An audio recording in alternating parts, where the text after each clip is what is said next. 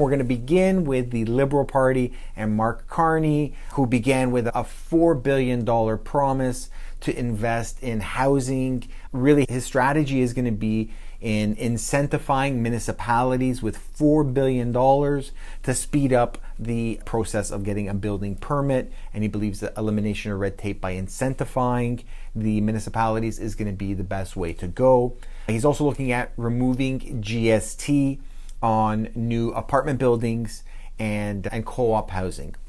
Of course, we don't hear a lot about co-op housing as it's not a common type of ownership in the GTA. It does become more popular outside of the GTA and other parts of the world.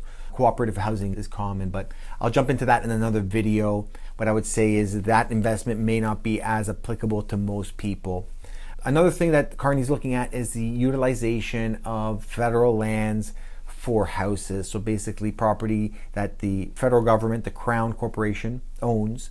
They want to sell it off to developers so that they can build affordable housing and long-term lease, so apartment buildings as well. They also want to increase the tax-free savings account contributions for first-time home buyers in an attempt to help them get into the market and save for a down payment, which is essentially a process where somebody getting into the market can defer their taxes. So you get a tax break now, you can buy a property. Of course, you do need to pay yourself back over the next 15 years. Definitely some pros and cons to that policy, but it's a great way to get kickstarted for first-time buyers into the market. The other thing that is, I think, quite controversial, they want to extend the ban on on overseas buyers buying properties in Canada as an investment. And they also want to create more measures that would prevent flippers. So if you own a property for more than 12 months, or less than 12 months rather, you would have to pay heavy taxes. Now they want to extend that to 24 months as a way to curb house flipping. As we talk about the different policies, that's essentially where it's at. My take on it is that when you're looking at housing as a crisis, it really depends on who you're asking. When we talk about the Liberal Party's process, they're trying to really add more government, give more money to government, make things faster by more government policies. And generally, I tend to disagree. I think less government intervention and things that are not necessary is going to speed up the process more than spending more money on it. Because the truth of it is, if they're going to spend $4 billion on making the guys at the city of Markham work faster, where did that money come from? It's taxes.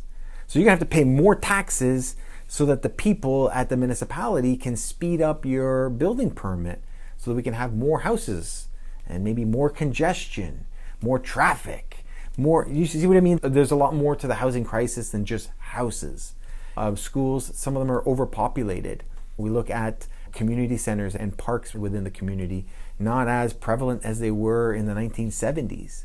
So really, I think the policies that the federal government, especially if the Liberals retain power, watching what they do is going to be critical for really, I'd say, a 10-year vision in Canada, because the systems that they'll be creating will definitely impact how someone builds a house in the next 5 years. My last point with regards to this policy, I see a lot of attention towards building housing as a supply issue. Right now, in the month of March, we saw the least amount of transactions in the Toronto Real Estate Board in over 20 years. So there is enough supply. It's the pricing that is keeping people out of the market.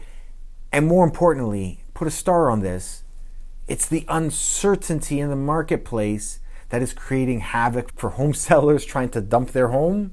And home buyers are reluctant because there's no clarity because of the government policies have been so flip-flop. No one feels comfortable making a decision. So I think that the policies that they're creating may work for some families. Generally speaking, as a rule, housing is not a national issue. The federal government should not be involved in housing.